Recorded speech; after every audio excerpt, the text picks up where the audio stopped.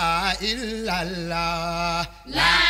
ilaha illallah, la ilaha illallah, la ilaha illallah, la ilaha illallah, la ilaha illallah, la ilaha illallah. Edastekibu lanuma la ilaha illallah, la ilaha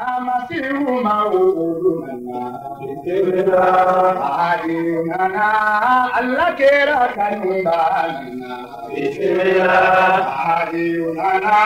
masala bunabana bismillah ayunana qur'ana ganambana bismillah ayunana ulamu amaduna bismillah ayunana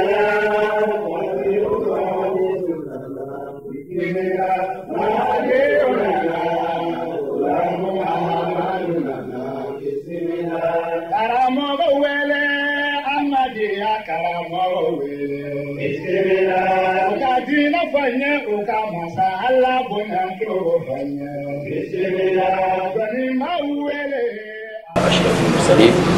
سيدنا محمد وعلى آله. السلام عليكم يا جماعة المسلمين. السلام عليكم ورحمة الله تعالى وبركاته. أنا كان لديك أنا كنت أسير كفلي سواء من بلد اللي أنا من الدفاع ما كنا ما كنا نشيل فوي كنا نشيل أم كنا نسير على ملك أبو بكر جعفر وفنا بكر أبو جبل نكون مدي أبو جعفر محمد تبتيما وفنا بكم كنا بلد اللي كان لملي وكنا ما نشيل أم بكر لملي كان يبصقي سأل فدا كوكنا كم مكا على بكر كرا بكر دنبا بكر أما تكلم لملي وكنا لملي كهكيا من جرامونما بكي جوجي كواتيلا miniti muwadira muazma no tabana abna di jabate fanama no tabana miniti dulu fanama wi hakila misro konna la bisuko onnati abo chibala kanim ma be fega ngalike wala be fega imam fu la korofo konna la ifi la siri mi la question posa ala bo di ko ma ma wala ta mo wala sini ko fala ayo ni mo ma fa question ko di ko te fanama yo ta ko ba se ala question lalu waktu daftar kasih jadi mati, hukuman aku ni kita ambil lagi yang tersegi. Mana hukuman apa pun kamu, aku bisa dapat soal juga.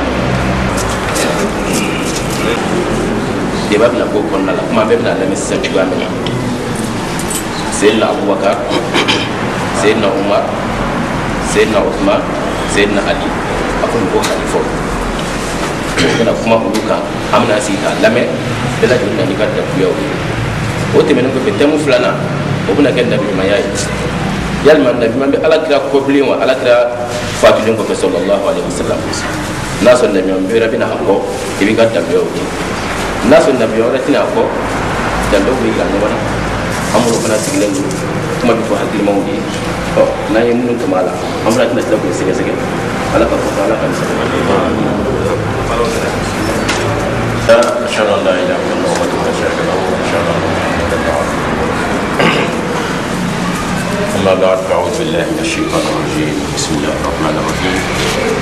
وصلى الله على سيدنا محمد وعلى آله وصحبه وسلم.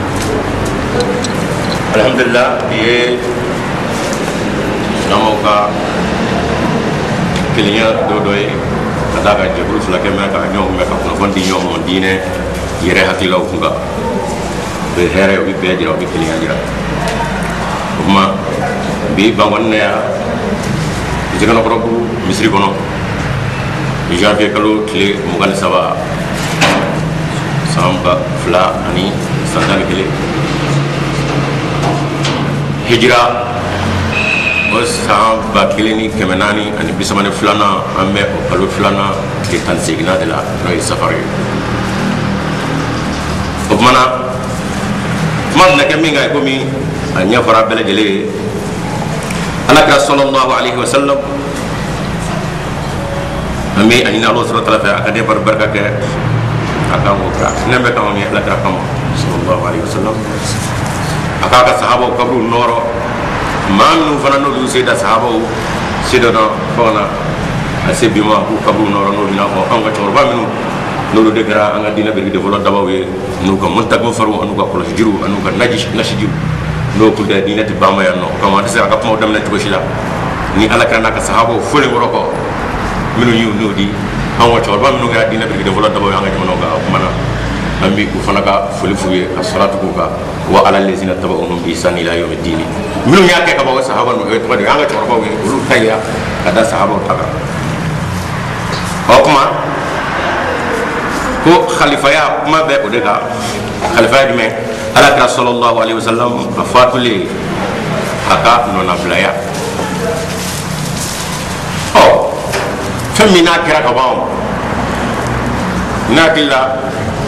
kuma jandola kadaka ala ka fatuli sayyidina abubakar radiyallahu anhu ale de sigira no ale fatuli umar sigira ale fatuli atoy Usman sigira ale fatuli sayyidina ali sigira o kuma o kera ka bande ala yoreke sisa ala ka kelen an jama kulu mi mina kuma mina ni mi no kelen ni be yo do o de wa kay o de kera an jama kulu mina nyong men no e shiawe nu ka chabare alusa muhammad abu jafar shiaw de go la aw bakki taxal fa floy umaru tay te flanay usmana te sabanay khalifa floy ali cedo ni ka hakla mi dina ko la iba fo abi ala de sigi keme anno fumia to aw bakki te floy olu kunga go dalu didi folo kada ka be ala ko aw bakki de olu minu ba tay ko dalu majra tay weni ngay ko mun ko ne ka tuma mina kuma aw bakki yaye bebo de do o muna ayaye ala ka sallallahu alaihi wasallam ale nana de ka ala dine kwari je kanu o tasma me dusuna ka ala noro an ala kan ko be jeni ka boy o kuma ni wala ka sallallahu alaihi wasallam ale kan nona bla o kerami na fora ko toy femmi bla kala ka o e daburunya langulundo daburunya kasangodo shajaratu khabisatu ojtotat min fawq al-ard dalu tisaka salala ka fo abakar takhal fulay umar taflana sayyidina ali usman taflana ali de fulay dalu tisaka salala kara dalu salala sayyidina abubakar alayhi salam ali kan nafigiya anaka limana ndaya tara kala ka kada ko ali ay ali ka haka boshal umar kabati sayyidina usman kabati no kera fo kuma na ala karami nana kana je kanu atwadi noro atwa je kanu funden molu suna ko be ko shiga boy ni ala kanu ko tasmay ko kore bala ka bara o mamma ko nye ko ma jeni ngira le ko flana ti ala ka sallallahu alaihi wasallam ma ni ka tamini ala ye muhammadu ye no ma bele jela fa zamani alle nani no ma noro mi je ko no ma shite ki nana no ye krashite ni ba ko noro la o kuma ne sere ko mo dus kun sama kana ala fa tumi krashite ni ma sako ni sira ko ke gana so ko ala ka sara yoro mi ma folo folo mi no sigira place la ko tak de place o ya go shi do de la o kuma ko ala ka o kuma na akanga mo dus kun sama kana ala fa tumi kai je denya ani yera baya ani sigiro ko o hakilla boy o ko bara ka ma sako ke o kuma tabi ka ala yoro la sa ala era mi ko lati ba ya to ni ga kra soro to amadu kitab kono folo jamanga dalugi nga hakli rab singa ngeti ono boray sayyidina ali radiyallahu anhu era min tay koy muna yi sigi dum bele jeri ga hake boshi kasro e do me ka fiye ta farmay o kuma na ali fana bo raka daga ka ta fariyam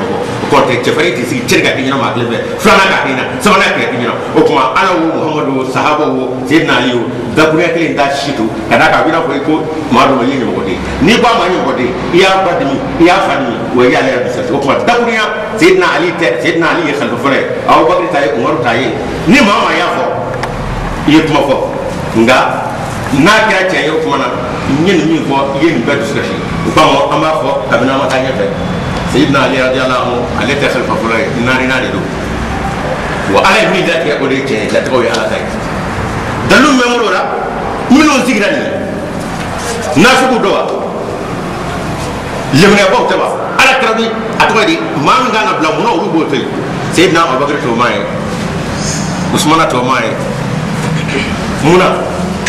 ala mi me mo ko la bawdo o ala de ko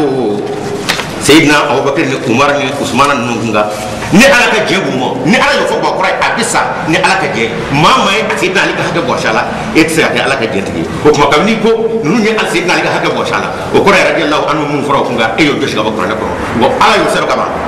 tugudi ayat tamuna allah subhanahu wa ta'ala ko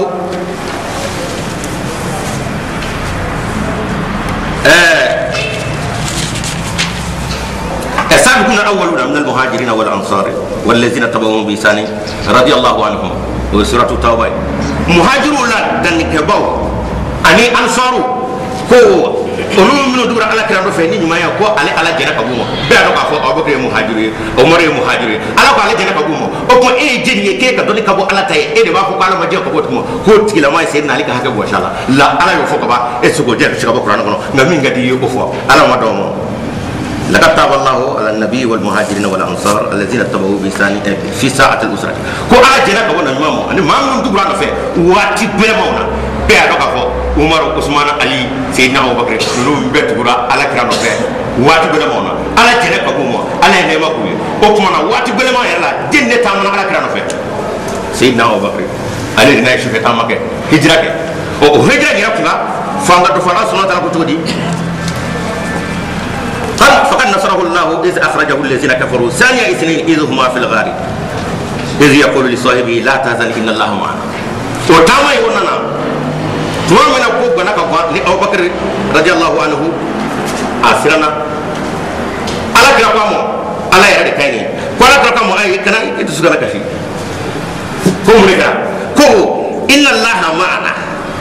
على بأنفه ala be tinbe muhammad fe ala be tinbe abu bakr odo aw atbade umar kudai ali kudai usman kudai ufla de gar kono wala ya de kany qur'an kono suratu tauba aya binanna ko ne ala ko muhammad demo ne be efe o me abu bakr fe o maiyatu o mago o kuma abu bakr dovra de la samala ala ba fe wala mo ba ko ka ala dale ko kono o kuma mango ko abu bakr ma ka ga bo shala ibi ja ko kan ayan no ko be kada kan ayan ko ko ba de ala ba fe wona ala be man fe o tali ga ga bo shi o kuma ali ga ga bo shala milu nya fo we kuma fofo hal bi amita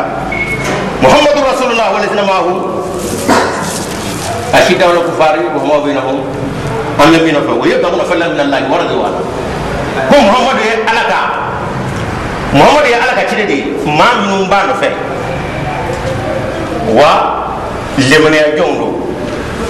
o ka fari ka fumo ga noya be uni nyonje dado mo ko wa alaka jenyin no yabghuna fadlan min allahi wa ridwana ala ka jenyin bawte o ala mi ko lati ga bay ala de be mo to suna ko do o ko ala nyin no do ko jenyin no te ni mam ko jenyin no ko do ko ya li ga ha ga shala joro kamo o kuma ya ga fo ya ala so ngani ala so ga ba ini ala be nyona amita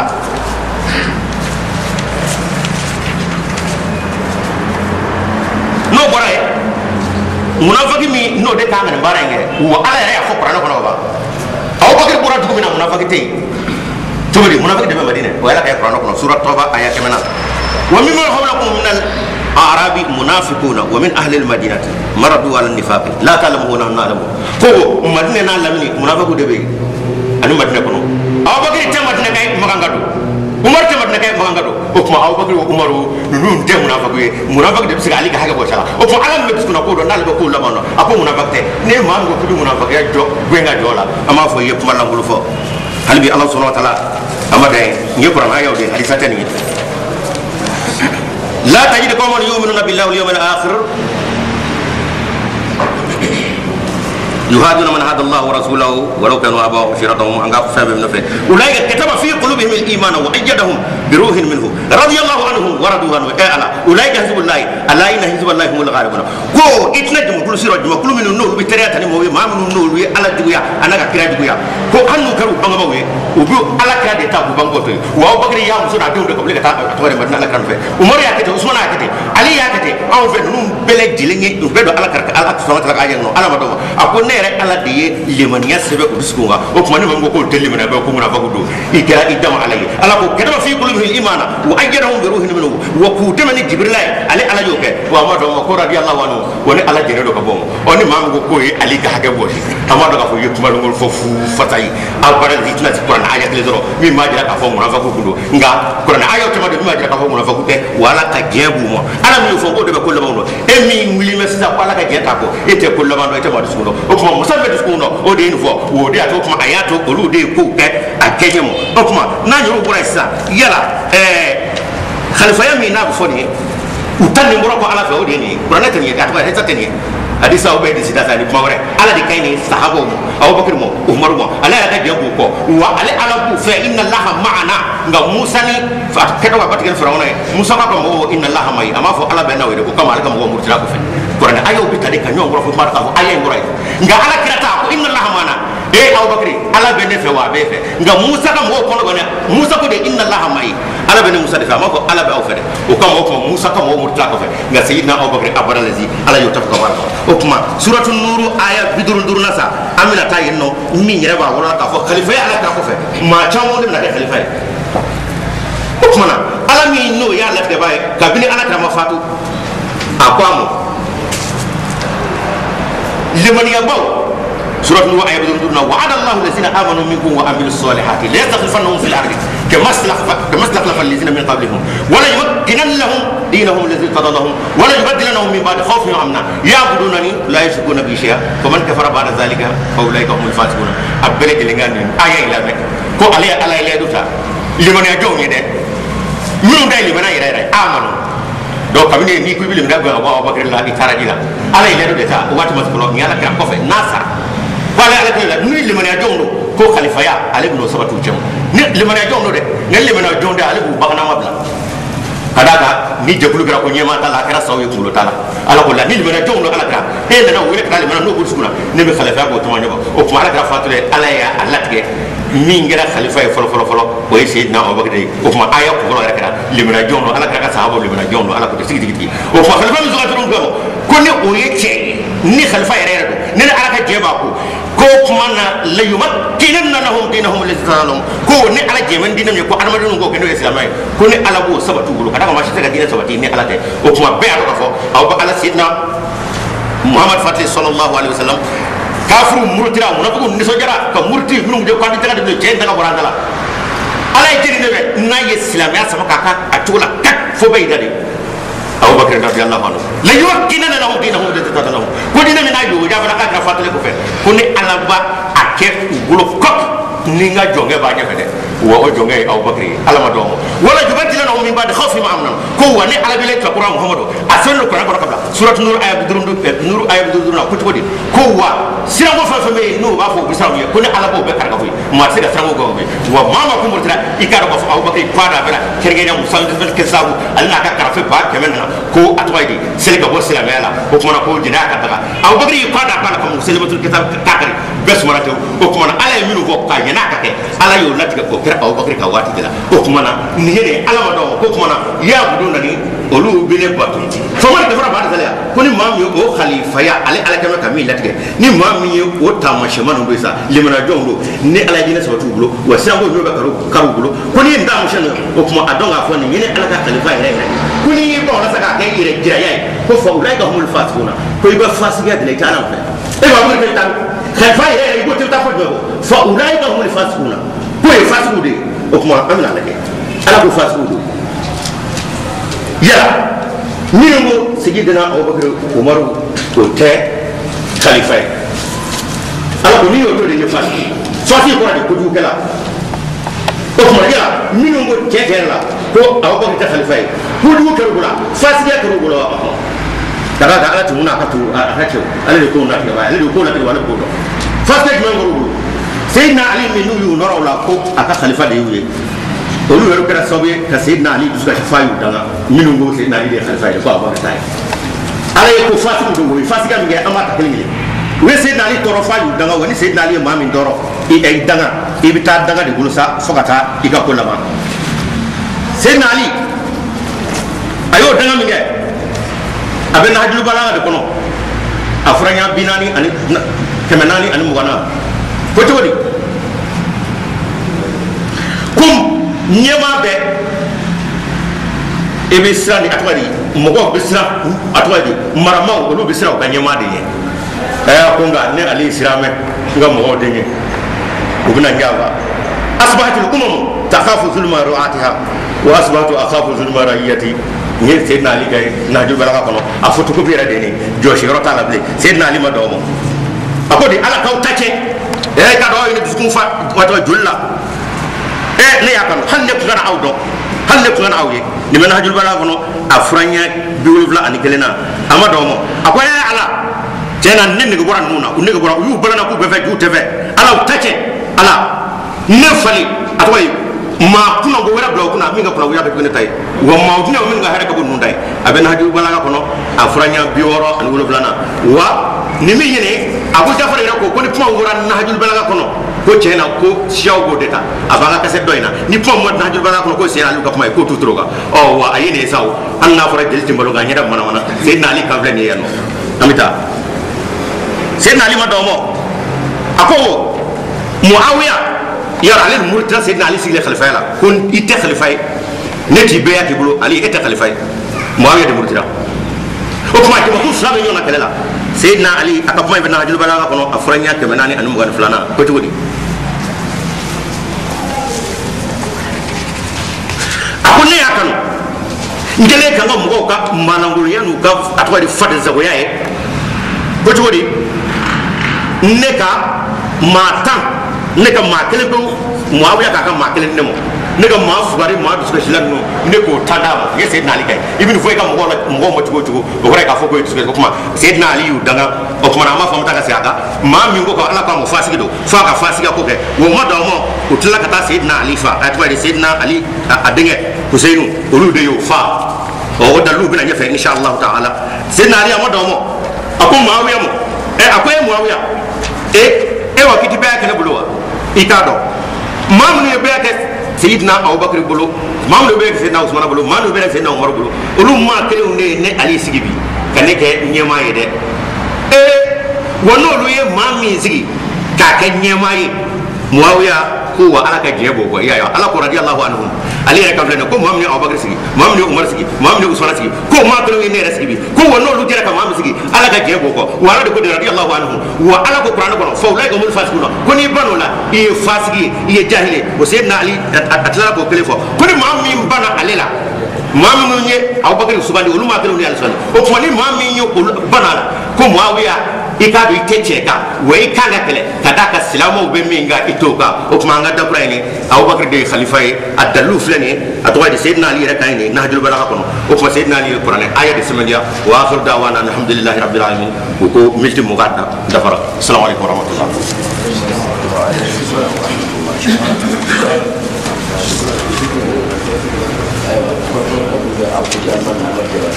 أعوذ بالله من الشيطان الرجيم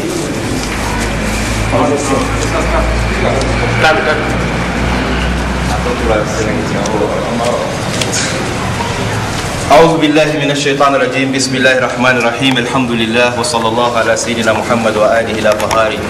وصحبه الأخيار وعلى جميع الأنبياء والمرسلين وعباد الله الصالحين اللهم صل على محمد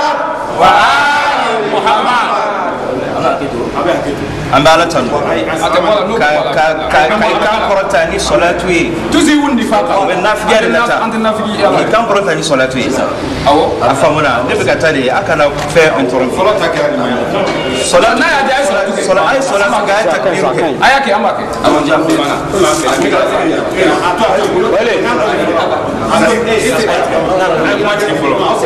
la اللهم صل على محمد وآل محمد وسلم تسليما كثيرا ندى أبو جعفر نتبولي أحمد يعني عمر مواز نبولي إني منا نبولي علي منا نهوت صرفت بلاغت قرانت حفظت أكو يكاسيتي من بو كافو كو أمبولا كواني مسؤول بلاغتا كو دين لابنتالا يو أكما منفو ala ma shire ne kuma gane aka mo do ere shira yo téléphone da tugulen si c'est flani ban fla jama fla kuna bayule fana be no nya fuye ngo mois de janvier mu parce que du ta do be mbolo mois de janvier inshallah ni segina ka bonga ta la ambake ambe janvier de oni autara ka fo ko ne bolla ne bolla awnya muna dalu desete doni desete et puis ni be fenn nun kala iba kala ibe nasu kala anga do ika kala niveau be romi ibe to ka ni akala Quran aya fana kalanto tajwidun na ibe fini oye fien baye dine la selala ala kambe sabo minye ka afo ko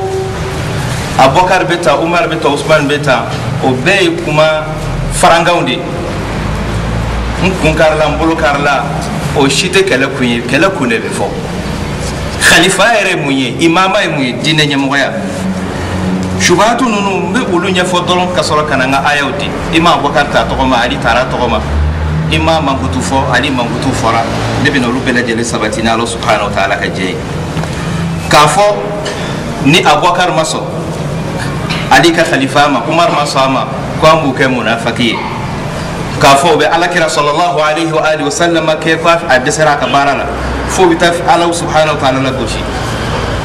ka koda la tiga kuntento okuma nabi mo fagara ala kumemi yahya fagara ala bemi zakaria fagara ala bemi waliyu fagara ala bemi shaka mala menana katana e pari nanzaro bolo ala bemi na ala tiriru latiga adama babuye ani ala kallaini o fana babuye no do shetana rebe mun gadu bolo ga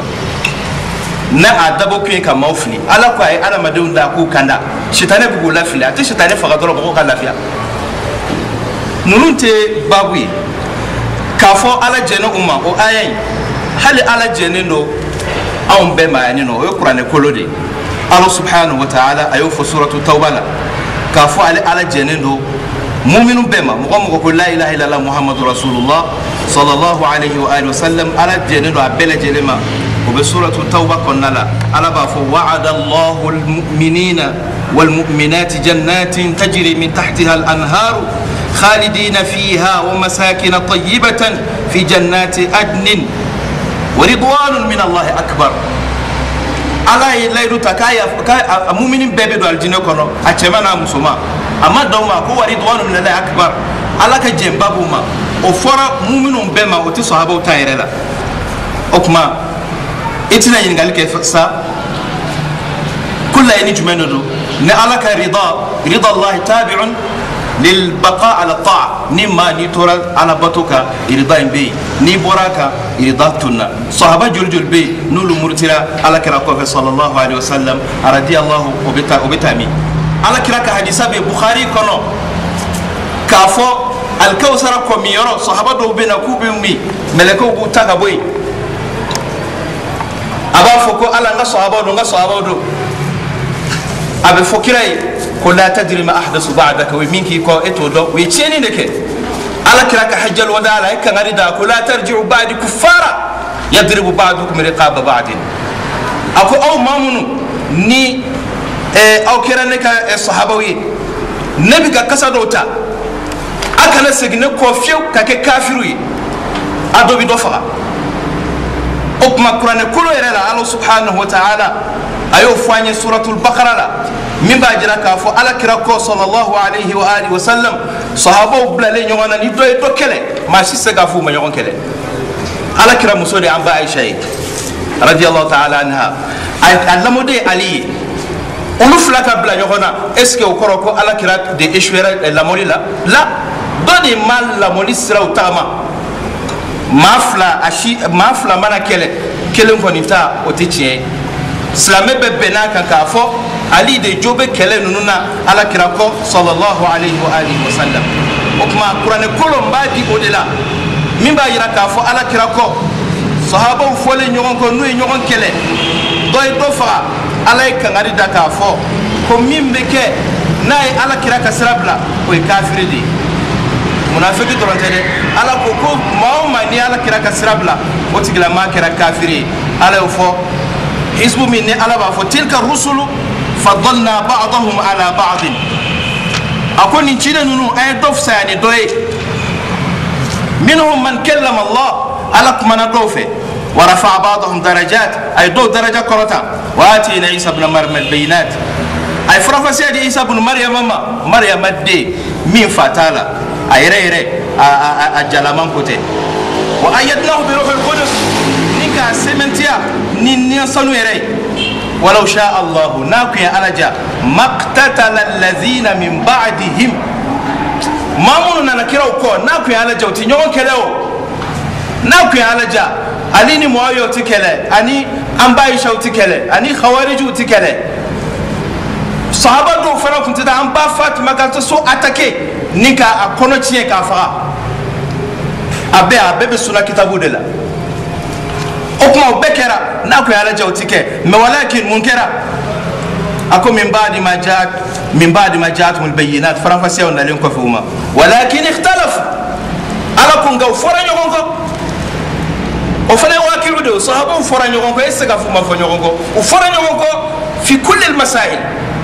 أكيدا فرن يونغو وفرن يونغو هل سلي تشوغولا سلجي تشوغولا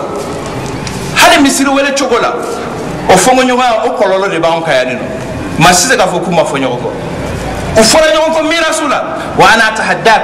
e umar muasule mbe itahaddi ode ka fo kanga donu fale sifle nyogona suratul nisa'i ayam me kuma mirasuka a folo ni flana ni sira ko korofo imasegi hadisa ma yembati neto wajulo ke malabli okma ولكن اختلفوا فرن يونكو فمنهم من آمن دو تورا لمن يكا ومنهم من كفر دو كافر يرى فلا قرآن منافقيا قرآن كنت حكما واتيكا سرو كما بسيكا فوق مي عليكا خليفاي أو بعدي قرآن كله كنو علي تقو أمبا فيه أبي قرآن كنو تمشي فرالا كوفنا فوق سيدنا إبراهيم عليه السلام أني إسماعيل بك سوجو واتمي ويدعو منك ويأكو كالذرية دي صحابة وبيو ماكو كصحابة ويو ومن ذريتنا أمة مسلمة لك أنقلوا كان سلامي وكولا أكما النبي مانكو كما بي أدبا أكيتا وي على كسرادي أدلا علي إن ربني هاشم نكولو أما فرو لفيو kabini ataro adam ala yidu sugandide atsega bo du kono kata duwerela inna allah astafa adama wa nuhan wa ala ibrahima wa ala imrana ala alalamin zurriyatan ba'daha min ba'd zurriyatu di bodola hatta zakariya ay ala de zurriya nyumandela ay ala de zurriya dela ako وجعلني ربي هب لي من لدنك ذرية طيبة إنك سميع الدعاء وآل عمران تاي سورة مريم تعالى أكو تي تعالى ديا يرثني ويرث من آل يعقوب ويقول سيدنا موسى عليه السلام أباني نواتني كافو فراكا أكو وجعلني وزيرا من أهلي أمام من صاحبي دمباديا نسمو ولا جيران كوتي أهلي دلو حتى غلام أحمد على ركن نتاكني كافو أنا نبلغ كافو دلا سبلا قالا يفاي أبي مكتوب كنا أبي استفتاء كنا قالا إني معك وما أهلك نبي إفه وانفرنا نري كقولك أو بدأ خليفة يبو أكسبنا نابورا خليفة فلينا أتوبة غلام كسموي أو سبحانه بوي تقولي سيدنا علي تقفلني سورة مريم الله سبحانه وتعالى أكلن كفك أفوكو إبراهيم أي على الدليل نبي من كبوا قلا أي على الدليل تيجي فنلا وبسورة الشعراء لا أكو واجعلني لسان صدق في الآخرين لسان صدق من بنا نقول تيجي لبا مولا سورة مريم الله سبحانه وتعالى أيافو علي بن أبي طالب أيودي تاتغما أكو نونو نبي ما نونو أني ولو بلا جلي anyu ke Allah subhanahu wa ta'ala ka dine la selay suratu maryama aya biduru ako falamma i'tazalahum wama ya'buduna min dunillahi وهبنا له إسحاق ويعقوب وكلا جعلنا نبيا وهبنا لهم من رحمتنا وجعلنا لهم لسان صدق عليا نحول إبا يربوك كستي لو كنوك كا يربوك ما قرآن قرب سكا فنتا يربو جعلنا ويفعل جمع كان وأخواتها بي إن وأخواتها بي جعلنا أبفوما من أفعال القلوب مفعول فلان كان قال مفعول اول ودي بلا لكوفه التقدير جمع وجعلنا عليا لهم لسان صدق اني علي كي قلوكا كيتي يالاني ودي لا يباي كافو مامون سيغرا علي كو خليفه يالا نانيا مينا وببنا علي دي ينغا ايتاي كافو علي ترام كو ينغا ابو بكر دسرا يالي ينغا عمر دسرا يالي ينغا عثمان دسرا يالي ينغا mais ali mata mo shiniga o bayira ka fo dine ako kalfalendo alila munate kalfala sabla ala kirako ana madinatul ilm nede doni dukuye wa aliyun babuha ali ya dondai ebe doni jumayin islam ya kono minta ala kirala sallallahu alaihi wa alihi wasallam ni doni bebe ala kirala ebse ga ala kirala soro chogo dima do ali kadafe ibado ya fima kuyo zoyi ala ko gaw kana do so kono ko gofe ay don dafe watul buyuta min abwabiha mbado amadu misrin kono ko gofe awdu na dade fe awdu mi ka pan ko gofe ka do dina kono amata malika sra i aya mi fo ko e khalifa ya aya o bayira ka fite qur'an do ti tafsir do qur'an ni ba korofo ibe segi ala kiradema sah ambe segi qur'an ma o fola tafsirul qur'an bil qur'an o ichi ala kira min fo ambe segoma aka asumo ko min fo ambe segoma sahaba yi min fo ambe segoma mekini dungo fo tafsir la man fassara alquran bi ra'yihi faqad halak ni tafsir ke ni dungo yi halak lende tafsir mun flene ne mana ni shia tafsiriya ni be sunna ka tafsir de afon mazadul masir ibn al-jawzi ni tafsiri akele no ka ke khulasa de tabari o ka kumo akele no ko o ni monde tata ku fara fara nyogonka akoni ayina wa'ada Allahu alladhina amanu minkum wa amilus salihat wati gasulu nga sababu nuzulu emofo ni aya sababu nuzul le bala aya jigina kumina ni pano kuna ibi pa korokuna ni oje doro iaje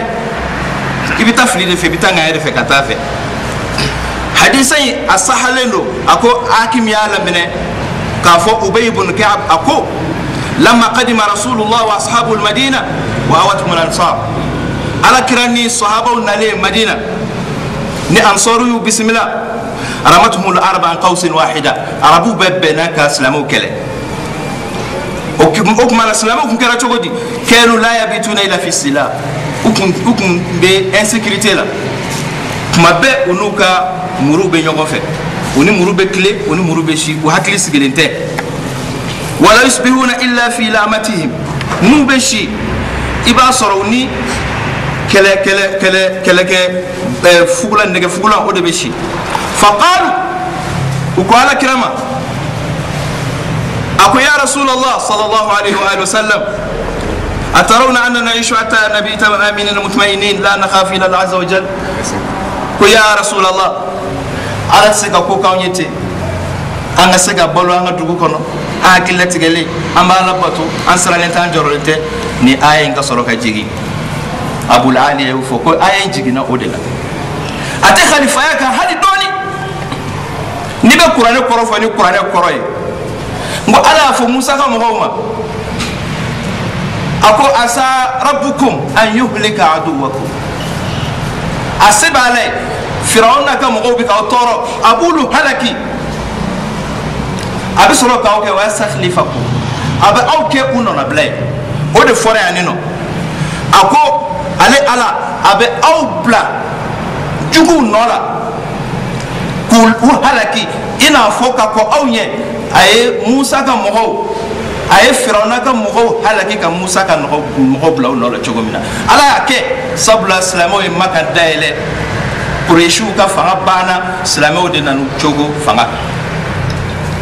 okuma nahjul balagha kuma mun nukulu taraife nahjul balagha flani alhamdulillah o mi fo yi nga kunde bala ay min fo ko mo mun be ake Abubakar ni Umar le be ake ni afo mamantiqula alzimuhum bima alzamu bihi anfusahum o koydi mo hoddale no femene ba mene node ne ni chrétien be débat ke itita kuma fe Qur'an law ibitana bible de hali ebe ka kuma ne fe ko ne shiai ebe ka kuma ne shiai li hurudi ite kuma na Ahmad ali hurudi ne ne fara bi bina ne kuma na Ahmad ali hurudi o kuma Muawiya sonne no Abubakar no Umar no Usmani ali ya mene node kito shami ibe akuile chokomi isonu lutama chokomi Madina kawde be akene ikanga so ala alika khalifa ya ala kira sallallahu alaihi wa alihi wa sallam aya Qur'an mi tiginaka ayatu suratu hud la aya woloflana alako afaman kana ala bayyinatin min rabbih wa yatlu shahidun minhu wa min qablihi kitabu Musa imaman wa rahma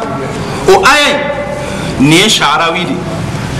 Egypt a tafsir kala ba are photo fle aka kitab fle fatawa aya bo tafsir kitab no ba kono akoni aya abe John kofo abe Ali de kofo ka fo ale de khalifa ala kira ko sabla ala ko kira be dalu jelenka wa yatluhu shahidun minhu ma mi shere ni ala kira dodo o de be tubala ala e bara suratu bara jigminke ako Abubakar ka tafo Jibril jigina orobela ka fo kira ko la yuballighu anka illa anta rajulun minka ne ete ma mi yudo de bafo o ma fo Abubakar ma fo Umar ma fo Usman ma fo Ali de ma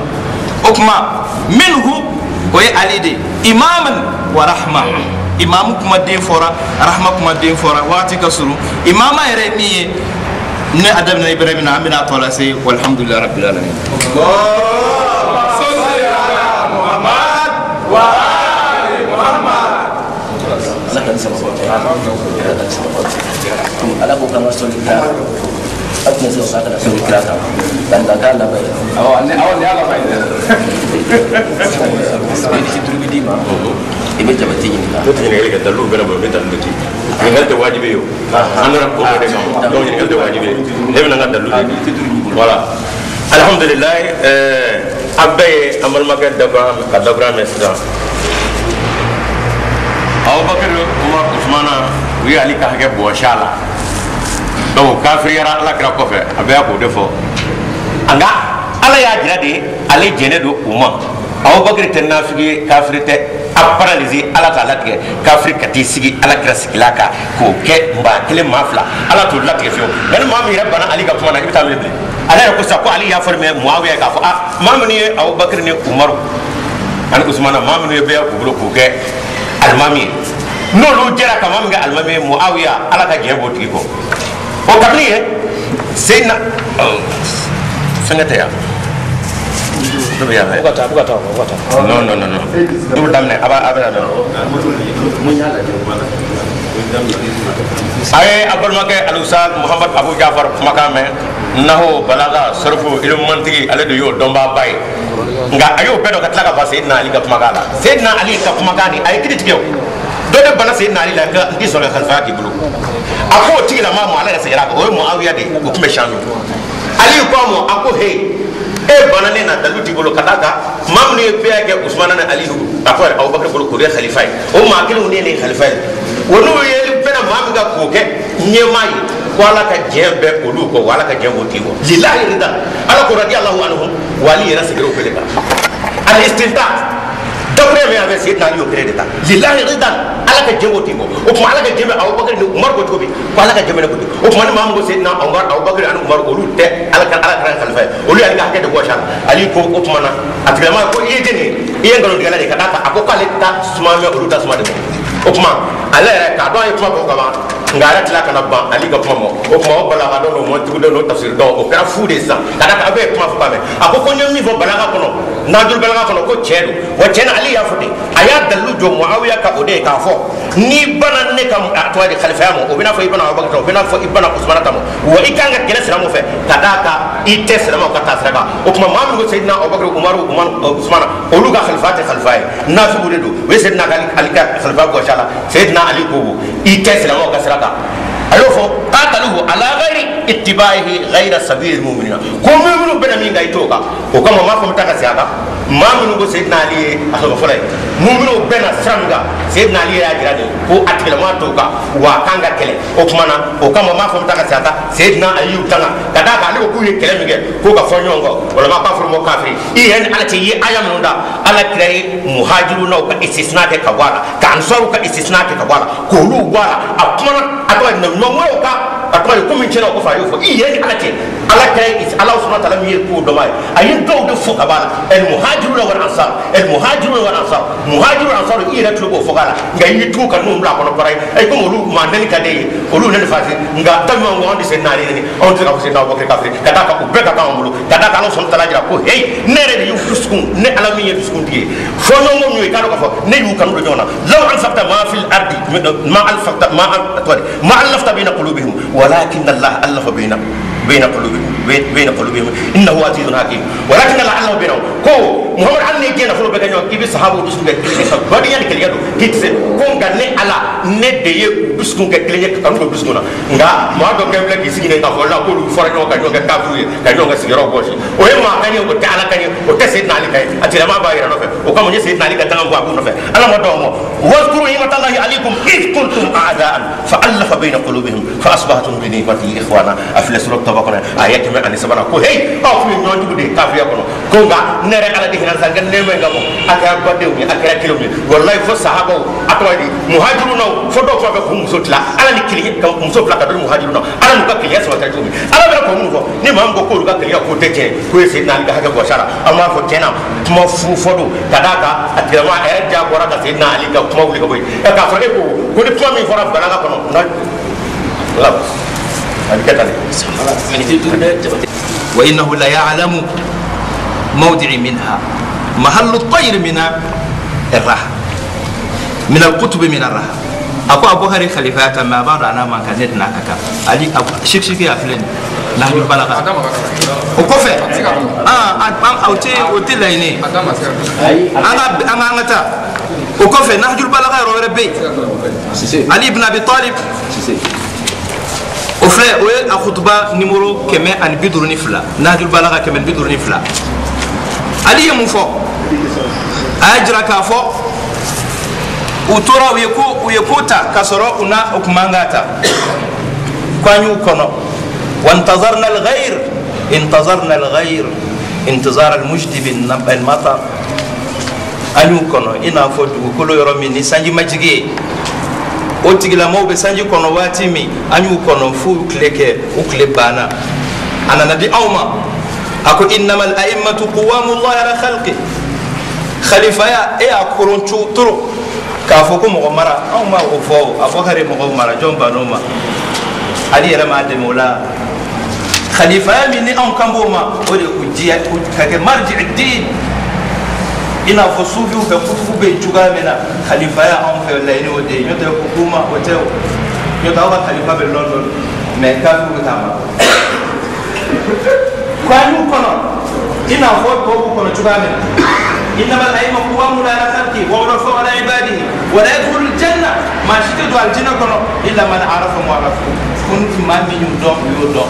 ود اهل البيت على كلا ود صلى الله عليه واله وسلم اكو معرفه ال محمد على كلا اكسم دوني برات من النار وما كيش غبو يا مكن وكما عليك خليفه قدر خمدو دونندو نوتولا يا أيها الرسول بلغ ما أنزل إليك من ربك غدير خمنا أجيني على كرا علي دي جو كاكا جرم بسرا كنا كابولو كروتا كافمان كنت مولاه فاعل المولاه مولا كلابانتي اتسيغا كوروي لما صبلا على مولاك ولي اكو سوره التحريم كنا فإن الله مولاه على دي اكا كونينا بوي فإن الله مولاه جبريل وصالح المؤمنين وكما كوني ما ميغا كونيا موغا علي وكا كونيا موغاي Abubakar bey, Umar bey, Usman bey, unana ka bey ke Ali, Musnad Ahmad la fo Abubakar Umar yaraba fo hani an lak tare bi Ali. Bravo, أصبحت مولاي ومولى كل مؤمن ومؤمنة. إكراني نيماي إكرام مؤمن بلا جل نيماي. صحيح الجامع الصغير فلاني. حرف الميمونة على كرابا فوق. ما من بألي حاسدية. ماذا تريدون من علي؟ ماذا تريدون من فوش نسبة؟ علي مكالبا نيوغامونا. علي ولي كل مؤمن ومؤمنة من بعدي. علي مني وأنا منه. علي ندودي. مؤمن شمانا مسلمان بلا جل نيمهود. Oh, nous les bayake Ali ala kira sumayale mane uklala ka murti ka bobbe ayma o naksu dewo sabla utara khalifa yake chugamena unana Ali ninga Ali ya fuye nahjul balagha kelena akwa aya fu Abubakar naka jamai in kunta bishura malakta umurahum فكيف بالشورى والمشيرون غيبوا اني كو كافو سلامو دي بنا كاسيغي كو بسا كاچودي على كرا فالنتين بي عباس اماسا كو مسرالا كاسيغي كاسرو كيلو شمادو كو مسرالا بني هاشم مس كو مسرولا كافو علي اكومو دانغا ببادو كراي مامي كرا ولاير لا على كرا دي دانغا مغو دارا نبي موري لا على كرا كو في دانغا بودي Ali ma no fe mo danga mun tugulendo ala mo do kumba ko le munafiqu ina fo mo do kumba ala kira ko mun munafiqu ala ere sahaba jalaki akuma lakum iza qila lakum infiru fi sabilillahi isaqaltum ala al-ard nafarata keleke aba au sulusala okuma Ammar okuye Ali ka mo do sika fo dangara al fiatul baghiya Ali yulu fi wati dafara lumina television era gero mo ina mato be kanaga min be yele la television yele ma to mo be na critique ko ma jela ka fo bi yele fo ngo nyaa ga ti mané nga mi yele fo ngo nyaa lu ka ti ma bulu yele ko mo be na critique nga mi vo sala mo wi sayyidina Abubakar de khalifa foloy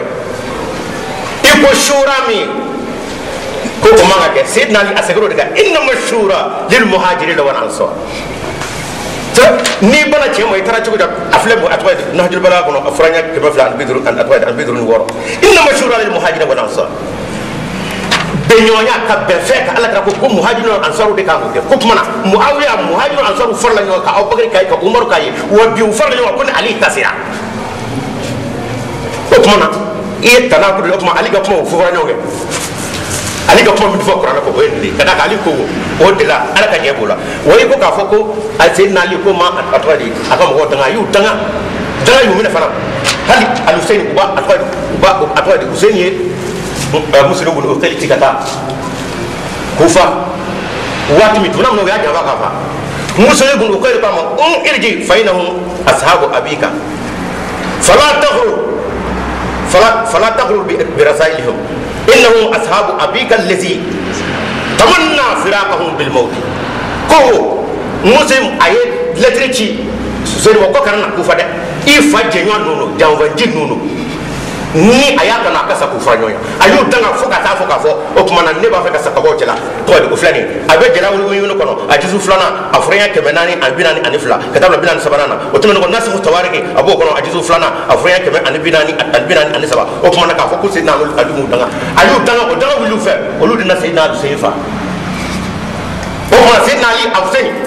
afale mge ademuto o kashbato o yedanga wulu o yedanga ko kura sayna ali udanga aluseni udanga amadomo ademuto kashbato o kungolo fatwa de tolo chu edwatere o farafale kando o yeyita edanga minge ko wo ala kana nyeji nunja wabi o de kamo ni ashura do sira shiaw bege mi fifido o bi bu yira bo no se kakasi kadaka demuso ani domso olu yo do de do ko ala kana nyeji nunja wa halbi nay ma mbe ko ka ya to de satellite ibuye alisini o be kakasi tatwa o danga de do no fe o fora ka fa mu danga danga na wa danga yumine alusani yo danga wa atwa alfeni ko domso kulsum ali zainab olu fla be yu danga fala rakat al abara ko ala kana ngeji nunja o kuma na o nyeju ala kile ka danga me ngebe halbi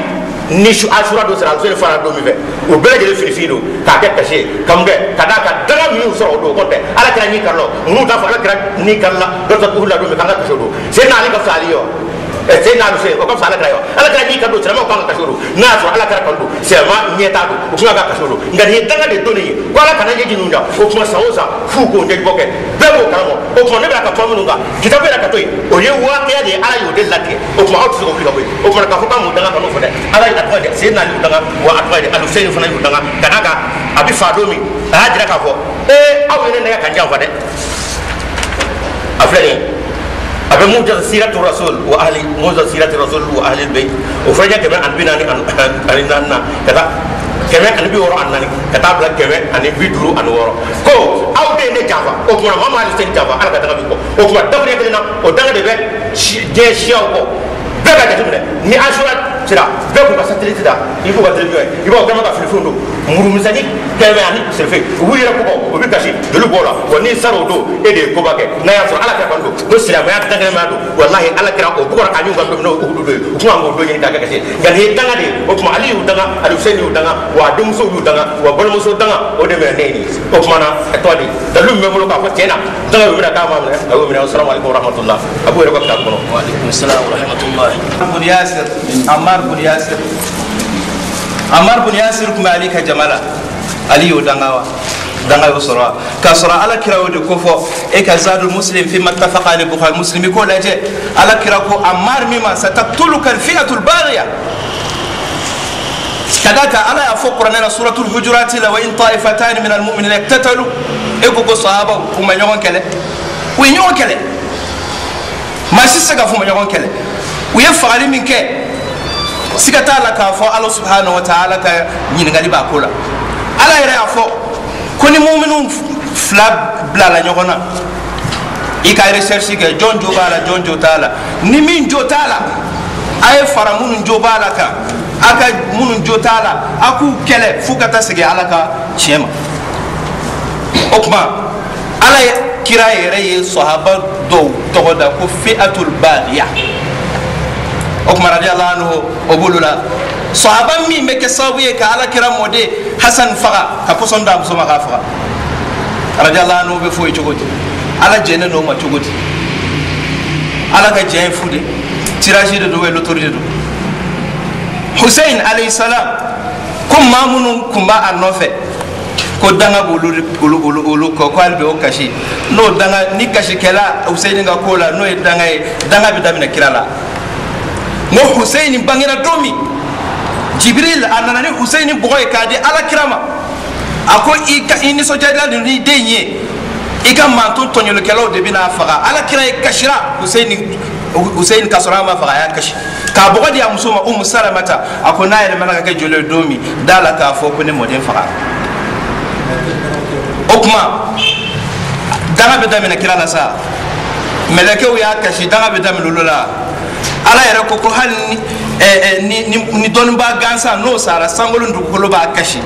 okuma sangolun du ko be dangana kadaka Hussein fagado hadisa ubela ani tarikhula ko sangolo ya kashi du ko ya kashi hatta imam Shafi'i Hussein fatulen ko fe ni sanchama ay Hussein kashi ke katla ka fa ka diwan